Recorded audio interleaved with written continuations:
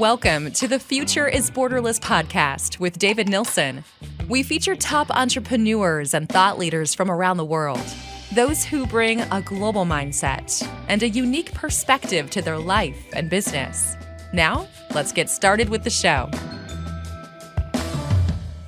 Hey, David Nilsson here. I am the host of this podcast. On the Future is Borderless, we connect with business leaders from around the world that have what I like to refer to as a borderless mindset. And the whole purpose here is to share new ideas, innovations, best practices, things that will help us grow both personally and professionally and allow us to continue leading in a rapidly changing world.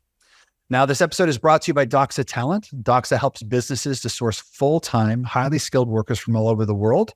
And as a result, these companies can scale faster, increase margin, and improve culture.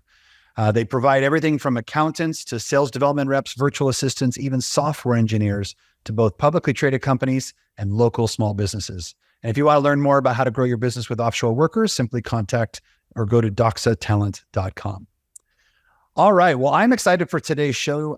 We've got Carryn Kopp, who is the chief door opener at Kopp Consulting, and she has empowered thousands of businesses to secure pivotal meetings at the executive level. She's recognized as a best-selling author and also public speaker. She's been on inside many publications, including Forbes and Fortune. And her services, which are delivered by a team of highly skilled door openers, ensure that your high-level prospecting is handled effectively.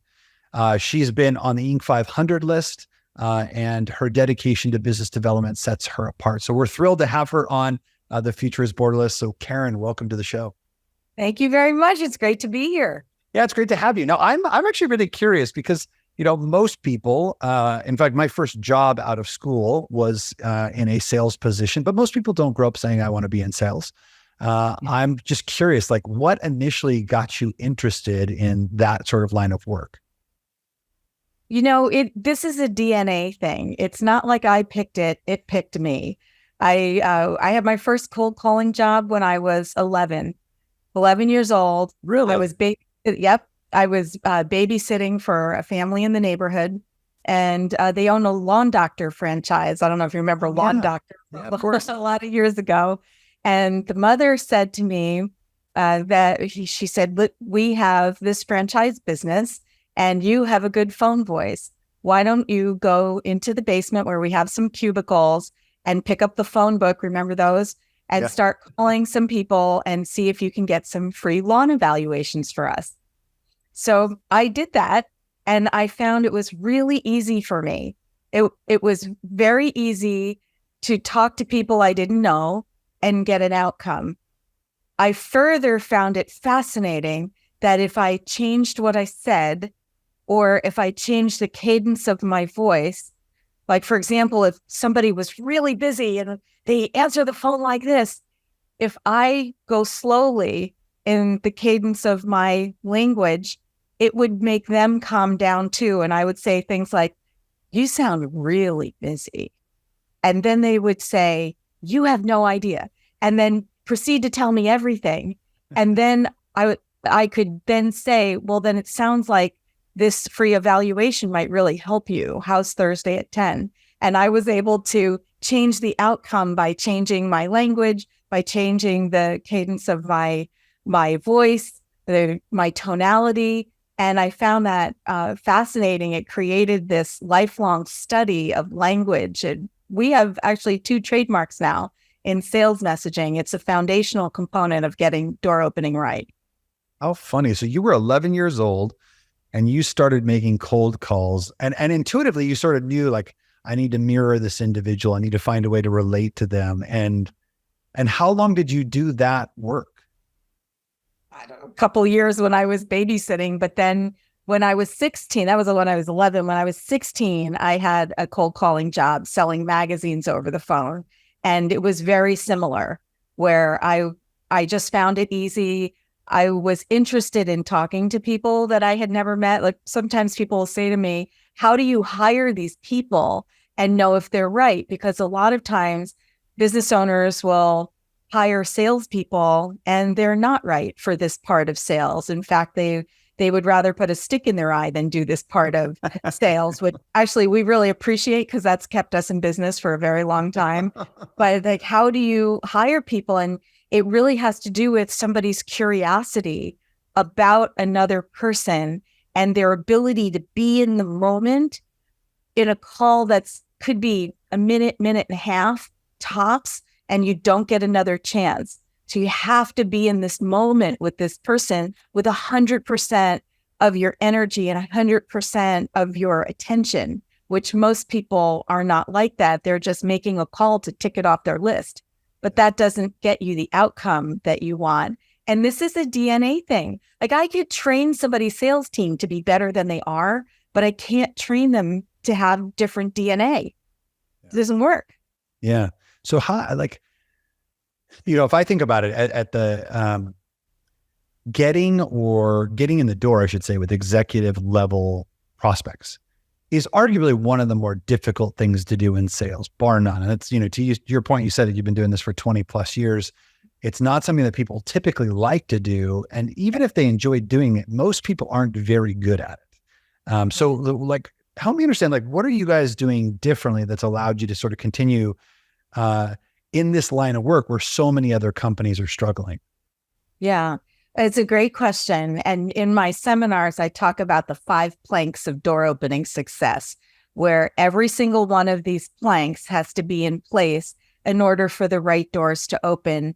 And while I'll skip forward, which really bugs me because I'm a very methodical person and I like to do first, second, third, the 4th plank is the right door opener, which we were just talking about.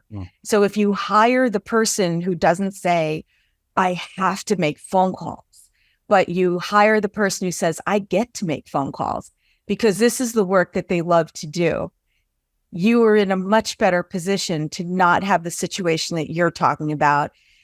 This sales hire, the door opener role, is the most common form of sales mishire.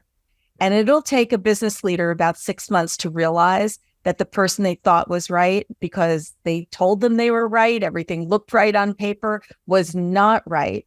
6 months.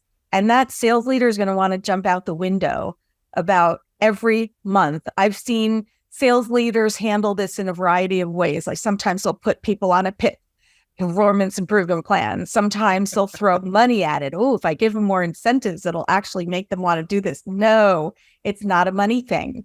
This is not a money thing. This is, I want to do anything else thing, right? So you have to pick the right person in the first place. Out of all the sales hunters, what people have to understand is that a hunter is not a hunter is not a hunter. There are different kinds of hunters. That's the blind spot. There are those who are great at the meetings and then bringing it over to the close. We call them the closers in our world. And then there are other hunters that are the openers. These are the people with the DNA, and they want to do this work. They don't have to be at a networking program in order to start up a conversation with someone they don't know. This is a different kind of person. It's very rare to find that person who's also experienced. And that's what we hire. We have a whole hiring process for this kind of person, and getting that right is difficult. And it's one of the things that we're known for. But that's only plank 4 is the right person. But you have to have the right person. But the first plank is the right target. It's all about the strategy behind who do you need to meet in the first place and who needs to meet you. People say it's about who you know. It's not. It's about who needs to know you. Right? Because the people you know may not need you. The people they know may not need you. So first of all, who needs to know you? And that has to do with who is going to find you to be the obvious solution. Once they find out that you're there, they wouldn't take a step without you by their side. Who is that? Who will also willingly pay what you want to charge for your products and services. Not everybody who should buy on value does buy on value. And if you sell on value, you need to talk to the people who feel that way too. But if you're targeting everybody, then you're going to spend lots of time talking to all these people who will never, never, never pay for value, no matter how good your argument is. Doesn't matter. Yeah. So how can you figure out how to move those aside and focus here on the people who will, who also feel urgency around doing so that as you enter their lives, you're closer to the time that they need to make a decision. Let me just stop there and see.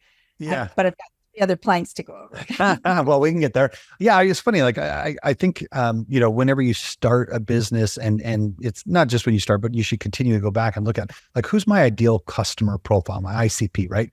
And, you said it a minute ago, so many people will try to take the shotgun approach and just say, I can serve everyone, versus the sniper rifle, which, with the right person can massage messaging even tighter with a more clear sort of value proposition to the individual. They start to learn their language, right? So that makes complete sense. I am curious though about plank 4. You said the right person in the seat, basically, right? I'm summarizing, but hiring is hard under normal circumstances. Today, I would say even harder because we get such a tight labor market. But my experience, previously I started a company called Guidance Financial, and as I was sharing with you in our pre-call, that we have a tremendous number of sales development reps there. And I've seen exactly what you said a minute ago, which is we often hire the wrong person, and then we spend a lot of time trying to help them become the right person, when in fact, hunters are hunters and farmers are farmers, and it's really hard to get them to change that sort of natural wiring. So I'd love to hear like one or two just quick tips. Like, how do you know whether you have a hunter or a farmer or some other profile? So there's the farmers who they grow the business. Yep. There are the hunters, but within the world of hunters, there are different kinds of hunters. As I was saying before, there are the openers and the closers. So when you go to look for a hunter, you have to first identify, what do you really need? If you have an empty pipeline, you need an opener. If you have a full pipeline, but they're not closed yet, all these deals are in progress, they're just not closed, you can hire a closer, all in the world of hunters, and you'll be fine. But what happens with those people is that once they close those things, they may not want to focus on top of funnel opportunities, which leaves you with these unnecessary peaks and valleys in revenue creation, which is why if you have an opener and a closer, because it's very rare that one hunter is equally great in both of those areas. So if you have an opener who loves to opening for a hunter who's great at closing, now you've solved your business development challenge. The farmer is the one who grows the business after that. But I'm going to tell you something interesting about farmers, which is not 100% the answer to your question. Don't think that I don't know that. But anyway, so now the farmers, within the world of farming, there's two kinds of farming. One is getting more out of the person you already have the relationship with, which those farmers are really good at that. Yeah. The other part of farming is land and expand, which people tend to think is part of farming, where they're going to contact other mutually exclusive decision makers within that same company, different departments, divisions, parent companies, sister companies, subsidiaries, but that's actually an opener function. And many farmers are not good at that. And that is also a blind spot for this. So now we can circle back, and you wanted to ask a question about how do you know, right? Well, now I have a different question. So yes, I want to come back to that, but actually, let's continue on the farmer side, because I do think this is maybe a mistake, because I've seen this actually happen. As you were talking, it's intuitive to me that yes, a farmer is there to help expand business. But what you said is that there's multiple types. And the second type was land and expand. It's sort of going hunting within the business, or it's sort of sister companies. And that's a different profile than the relationship-based person who might be farming the existing account as it looks today. Is that right? Yes, but most people don't think about it that way. No, they don't. So they give that incredibly important low-lying fruit potential to a farmer who doesn't want to do that part of the job, and they're not that good at it. And then you have the business leader saying, why isn't my person getting into all these other departments? Yeah. Well, the reason is because that's not in their DNA. And if you want them to do it, you're going to have to outline for them how to get that done. They typically don't feel comfortable asking their current relationship for all these other people and to make those introductions. And so they just don't do it. And but if you give that to an opener, the opener will bring that home all day long.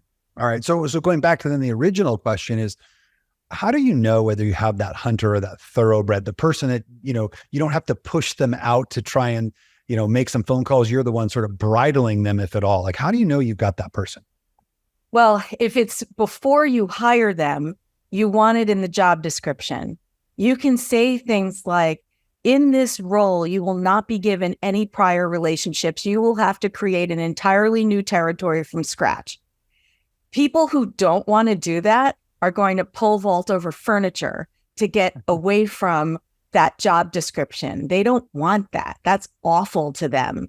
Yeah. But if you already have that person on your staff, you could say, if I completely take away all your relationships and you need to go after this list of prospects that I'm going to give you, how do you feel about that? They're probably not going to want to do that, right? So when we're hiring people, it's the job description, and then it's questions. Certain interview questions will help. And people who are listening to this podcast, if they want those questions, they can write me an email, CKOPP at koppconsultingusa.com, KOPP consultingusa.com, and I will send you that list of questions. But the questions that we're asking people to find out if they are truly openers, for example, tell me about a time you started a new territory from scratch. You had no prior relationships at all. You didn't know anybody who knew anybody who was going to introduce you to the right people. How did you do that? Tell me first, second, and third. What challenges did you encounter? How did you overcome those challenges? So we're looking for things that are specific. I can give you the question. What you don't know is the answer. So our people, like we have our own door openers interviewing our door opener candidates because they know what they're looking for. They can smell BS a mile away because they do this every day. Yeah. Beyond the interview, we have an onboarding process that's about 2 weeks long. That's part of our interview process. So even though after the interview, they are hired and we pay them to go through our onboarding, it doesn't mean they'll ever get a project. Not everybody makes it through our onboarding process. So in onboarding, there's role play. There's a exercise that we call Now What? So you've tried to reach somebody 3 different times. You didn't get them. Now what? Now what? Now what? Now what? We have it 20 times. People who really know what they're doing, it's like this. And it's creative. It's not your typical, and people who say that they give up after, let's say, 4 or 5 tries, not our peeps. Yeah. Our peeps, if they're focusing on exactly the right prospects, and after all, why would you focus on anybody other than exactly the right prospects? Then there's no reason to give up. You may change your cadence over time, but there's no reason to give up on those people. And the door openers, they know that. Yeah. Tell me a little bit about your model. So, as I understand it, you guys hire best in class door opening talent. You train them up on your system, right? So they've come with some previous experience, but you want them to be very well. I assume that there's this 2-week training is sort of helping you assess their capabilities, skills, and maybe sort of refinement, right? Yeah, well, less on the refinement and more for us to make sure that they already know how to do this. They can and will do this job. Okay. That's what we're doing. They have to work here. They have to have a minimum of 10 years experience in end-to-end business development with heavy focus on getting in the door with people they don't know at the executive level. Because what I found over time is that when I hire people like that, and most of them who are here who have 15, 20, 25 years doing this, many have been corporate decision makers before. They've already made the mistakes on somebody else's time, realized what didn't work. They only do what does work. And then the 2 weeks is fishing that out and then training them on how we promise our delivery to our clients. Yeah, got it. And so then if I were a customer of yours, am I paying you as a recruiter to help me get that talent, or do you give them, or do you lease us a portion of their hours to do door opening on my behalf? Sorry, that was a mouthful. B. B. Okay, good. I just wanted to clarify. Yeah. Yeah. I wanted to clarify the model for everyone so that, at least there was some context for that. But, that actually brings up my question then, which is, outsourcing aspects of any part of your business is becoming more and more common. Yeah. When is the right time for someone to think about outsourcing that door opening function of their business? And at what point, if any, do you see that it makes sense to bring that in-house? Like, how do you think about the tension between those two things? Yeah, interesting. So when a couple different scenarios will exist when people should be considering outsourcing.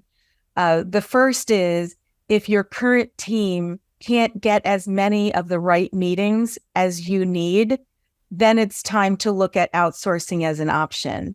Because let's say your team is really successful. They've gotten in the doors, they're working on closing the sales, but now you have an empty top of funnel.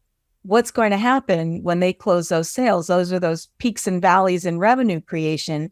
If you want to outpace your attrition and growth is important to you, you need a healthy top of funnel from a sales perspective, not marketing. That's even above the sales funnel. But from the top of the sales funnel, healthy top of funnel constantly. That's what's going to create the real and true growth. You can outsource that to somebody. Let's say you're looking to hire a salesperson. That's going to take you 3 to 6 months before that person is on board and contributing. And once they're contributing, you're probably going to have them on the meetings and closing the sales before you start the door opening. Well, start the door opening now so that when that person is ready, you have a full top of funnel and they're not walking into an empty funnel. If you're going to a new market, or you're swimming upstream to higher level decision makers, then your team is adept at getting in to see, that's another time to consider door opening. Yeah. Yeah. Do you, how long does it take for you to, for a new assignment to get somebody up to speed enough that, once I sign the dotted line, we're off and running? How fast can they be making calls on our behalf? Week 3. Okay. So the 2 week onboarding is part of that. And then week 3. Door opener onboarding is separate than client onboarding. Okay. So when we're doing the client project, it's 2 weeks and then we launch in week 3. The door opener is introduced at the end of week 2. That person has already been through our onboarding process. The client onboarding is all about plank 1, which is the strategic selection of the right prospects. And we can build the prospect list with contact information, phone, email, cell phone. We have a research department internally. They take care of that. So the door openers, these high-level experienced people, are not looking up an email address and the name of a person. That's all done by somebody else, and it's all done for them, ready to go. The person who leads our client through that first 2 weeks is one of our messaging strategists, most of whom have been door openers here before. So they know what works and what doesn't work from a strategy perspective, because once you've chosen the filters by which to put the prospect list together, now you have to figure out what are the themes of the sales language that are going to land with that prospect. So when those prospects hear that language, the voicemail, the live dialogue, or see the email, because it's all one-to-one. This isn't a big email marketing initiative, and it's not robocalling. It's relationship building outreach. So when the door opener is talking to the prospect, that they're saying things that are so meaningful that that prospect would knock 3 people off their calendar and make room for our client. That's sales messaging. Yeah. Also, we create the answers for the objections, but not just any answer, but the right answer. Then the right person is doing the last plank, which is the right execution. Is it a phone call? Is it an email? What do you do on the 3rd try, 5th try, 20th try? How much time weekly is spent on these prospects and building the relationship to the point where the prospects say yes? All of those things have to be in place and working properly. But we're live in week 3. Awesome. Yeah, it's funny. I talk about the future of work when I'm speaking, and one of the things I always share is, when you are remote, and in this case, your people are not sitting in your client's office, at least not regularly. Nor my office. They're all remote. but they're all US based in our case for the door openers. Yeah. Yeah. But it's funny because when someone's remote, what I've been seeing with people that have been forced to this remote environment and chose to stay there, a lot of them have not adapted in terms of training and onboarding. And so, when you're working in the same office, you and I can sit next to each other and we can say, oh, Carryn, sit next to David, watch him for the next 3 weeks. You'll figure it out, right? That's sort of how people onboard. And in the remote environment, it takes a lot more discipline and specificity to make sure it's done well. And so I love how you sort of design this 2-week onboarding program with your client. There's this co-creation that occurs to make sure that when they jump on the phone, they're highly effective. So I just wanted to call that out because I think that's a really important point that a lot of companies are missing, outsourcing or not. Well, it's a really important point that you're bringing up, because that whole thing, which mirrors the ride along, remember that from the old days where a new salesperson in a company would sit in a car and ride along with the other person. Now that's kind of done by sitting next to somebody. I do not recommend that at all as an effective way to onboard a new salesperson. And here's why. Just because the salesperson who's been doing well can talk the talk and it's rolling off their tongue, somebody who sits next to them may hear that person doing it, but that does not mean that that person has internalized that language and can come out with it in a performance moment. I recommend create the sales messaging document, and playbooks are really great, but they're often not specific enough when it comes to the different parts of the sales process and the sales messaging. So if you're having a playbook, go a little deeper than people normally do when it comes to sales messaging. Have your new seller review that language, role play, and then practice in a non-performance moment. So you know that person, when they're in that moment, they can't say, hold on a second, I'm going to look at my document, or hold on, I'm going to go ask Jerry because I sat next to him during my onboarding. No, they know this and they can come out with it. And more so that they're able to weave to the left and weave to the right. When you do role play, couch the scenarios, the objections in scenarios, so that the salesperson has to pick out which objection they're facing so they know which answer to use. It doesn't often come out exactly as you wrote it in your playbook. So sometimes the prospect is using different language. And in order for the salesperson to be successful, they have to figure out which objection it is so they know which answer to use. And then that person is ready to talk to your prospects. Yeah, I love it. Let's talk about your story. So I want to transition a little bit away from the sales component, but really more your story. I'd love to hear from you maybe a challenging moment that sort of shapes your business philosophies, or something that you experienced or have done historically that sort of shifted how you think about running a business. That's a good question.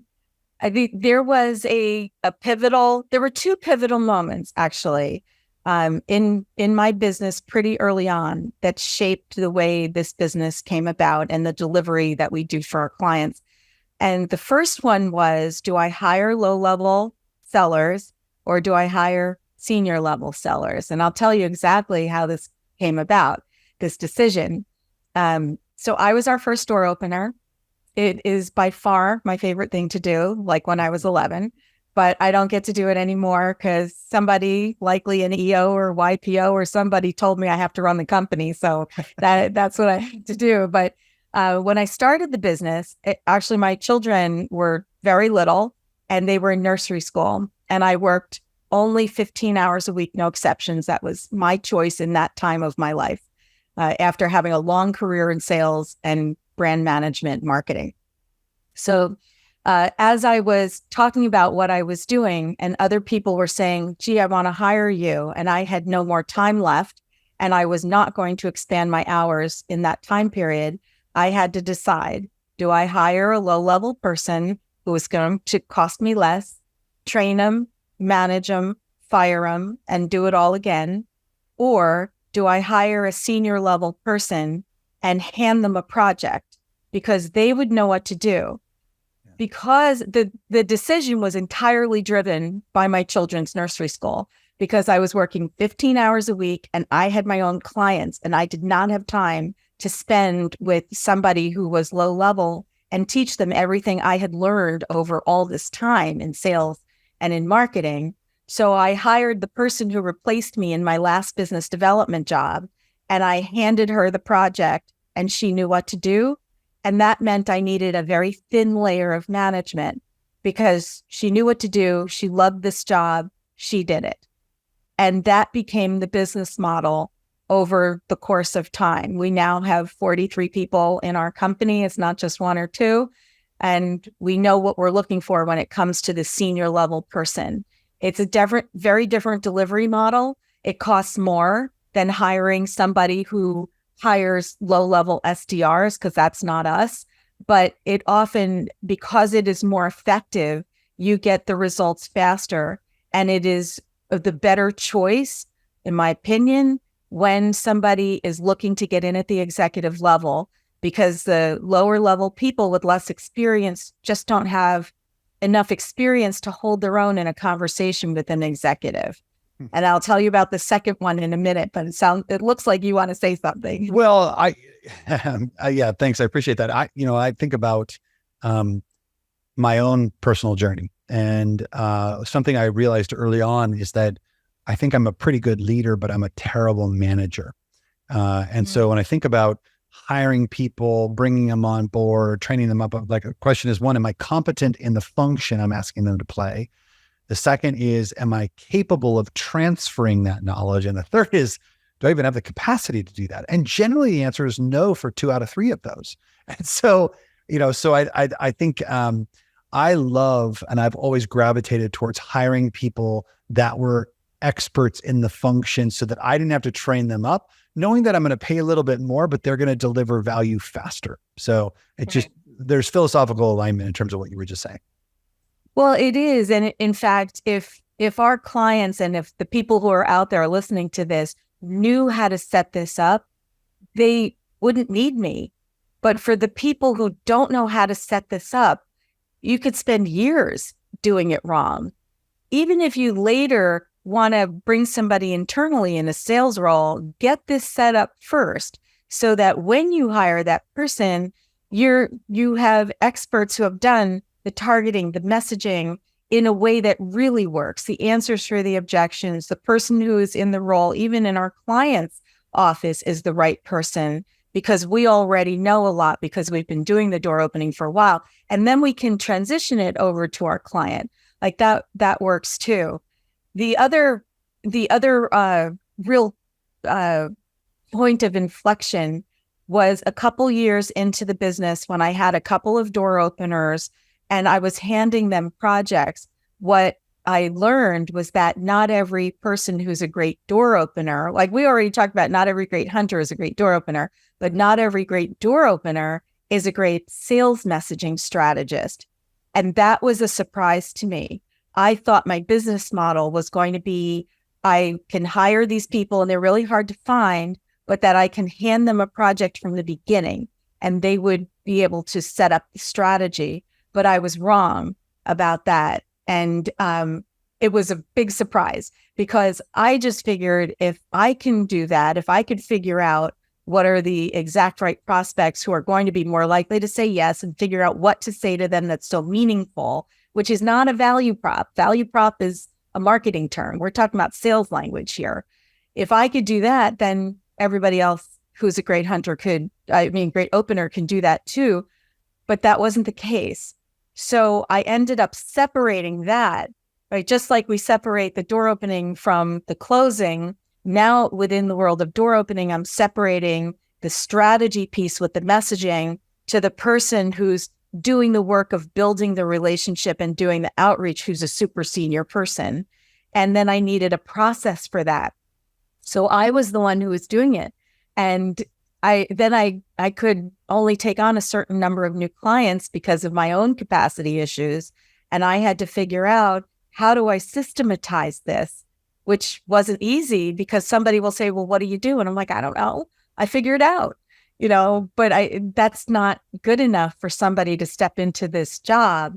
So this person hiring this person who has to be his door opener here first, and then training them on this process, which we now have trademarked as Moment of Yes, sales messaging, is also something that we had to build into the company that didn't exist. So for the people who are listening, it's not only if they don't have the right people, but if to do the door opening, but if you don't have the right people who really understand sales language and how do you choose the exact right prospects? And I don't mean just size of company, level of decision maker, industry, niche, and geography, but what about those additional filters that help you get closer to a prospect who's more likely to buy sooner? That's a strategy component. And finding those people, that's even harder. And that's where we bottleneck in our business, is that we have now a training program for that function, but there's only so many people we have too. Yeah. So it's funny. I think about hiring salespeople, right? And historically, what has happened is I've gravitated towards those people that are naturally like me. They're bigger personalities. They're fairly eloquent on the fly. But what I'm actually hearing from you is that when it comes to door opening may not be the key issue. Like having a defined strategy and a great process is maybe equal to or more important than being able to riff on the fly. Yeah, it's just as important because this is why there's the sequence where the first one is the right target. Because if you're not talking to the right people, the right prospects, nothing matters. I don't care how gregarious your person is, your salesperson. If they're not talking to the right people, you're never going to have the right closed deals. Right? One of our core values is to create important wins for our clients, not just any win, the important wins. Right? So that starts with the right target. But if you have the right group of prospects and you don't know what to say to them, what's the point? You're sunk. Right? If you know what to say to them, but you can't answer their objections, then what's the point? If you don't have the right if you have all that strategy, but you don't have the right person who knows how to build these relationships with people they don't know and loves that part of the job, because if they don't, it's really torture, then what's the point? And if that person doesn't have enough time to put into this and to know what they need to say on the third try, fifth try, 20th try, then what's the point? So I would argue that all 5 of those planks are equally important. And if you saw the visual that I use in my seminars, it's a chasm and a bridge across a chasm. And if any one of the planks on the bridge isn't there, the whole bridge falls in. Yeah. That means getting in the prospect's door is a fluke, not something that's repeatable, which is what you want. Yeah, you want that replicable process. Tell me, right now is a very interesting time, right? AI is hot. It's creating a lot of chatter, and people are concerned about how it might disrupt and or amplify or enhance different industries. I think that'll all be sort of figured out here in the next coming years. But how do you see it? It's not just about AI, but we're at a moment where things are changing really rapidly, even how we communicate with each other. So maybe to elevate my question, how do you envision the future of sales prospecting or business development, door opening? Like how do you see that changing over the coming years? It's a great question. I think about it all the time. Here's what I know. People, even when email marketing came on the scene and companies like, great, we don't have to talk to these people who are prospects anymore. I could just send them emails. And then we realized that was not going to build a relationship with someone. It's one component, the email, but what about the phone call? The email phone in combination with LinkedIn and some of the social, all these things work together, but without human contact, a relationship can't be formed. And that's what, if I was going to say to you, you're a business owner, you've been a business owner for a long time. If somebody who didn't know you wanted a relationship with you, what would it take? And you would say to me, that person's going to have to do their research on me. They're going to have to say something that's meaningful for me and not for 999 other people, right? I don't want to see at the bottom of the email, unsubscribe if you're not interested in this anymore, because that doesn't mean somebody really took the time to try to build a relationship with you. And you're going to say, they have to reach out to me more than once, because I'm not going to respond to an email. I'm not going to respond to the first, second, or third voice messages. But if they're saying something that's so meaningful to me, I may take the time to listen to them, but only if they keep contacting me. That's what you're going to say to me. And as long as people like you are going to say things like that, which is probably true for the next, I'd say at least 10 years, maybe 15, hard to say, then this part of sales needs to be done this way, despite the fact that people are desperate for something that will let them not do that. Yeah. But if you want a relationship with a human, it involves humans, right? And that, I think Brian Bro, if you know him from EO, says that that sales is the transfer of trust. Jack Daly says that too, and it's doing business with humans, and that's the case. Like, this is a human. And if you want a relationship with that person because you want that person to invest in your company and give you money for your products and services, there really needs to be a relationship there. Beyond that, so that's what, like, the next 15, 20 years. But when the people who are in their 20s right now, when they get to be decision makers, that's where I think there could be a shift in what's going on now in terms of the way people buy. I think that's actually a really fair point. You know, there's always this concept of early adopters, and then the majority sort of catches up. And to your point, there's going to be a group of people who become the majority, who have always known sort of technology as it exists and will continue to be a part of our lives. But I agree with you wholeheartedly. Brian Bro, funny enough, actually has a quote on one of our pieces of collateral. Says, if you don't have an executive assistant, you are one, which I thought was actually pretty good too. But I do agree with you. We do business with people. And I think AI is really exciting. But at the end of the day, we still want to do business with people that we know and trust. And that does take time and is not done in a super majority of the ways is not done digitally. So there's one other part about the AI, because we're definitely looking at this and we are testing it. Yeah. But the thing is that I've spoken with other sales experts around the world about this too, is that when you're getting in the door with prospects, you need to say something that's so meaningful to them that they would cancel 3 meetings and make room for you. That's often information put in a certain way that's not already living on the internet. And a lot of the AI now is just aggregating things that are already on the internet, but that's not telling these executives something that's by and large new. Yeah. And a different way to think about it, a more valuable way to think about it.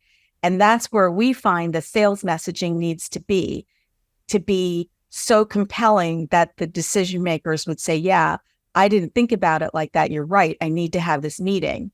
It doesn't exist like that because it's just the AI is just aggregating information that's already there, not creating new information that's more valuable. And that's our part of messaging. Yeah, no, it makes total sense to me. In fact, even as we look at our own industry, you go to 10 different websites and you see just a small variation on the same point. So it's absolutely the case.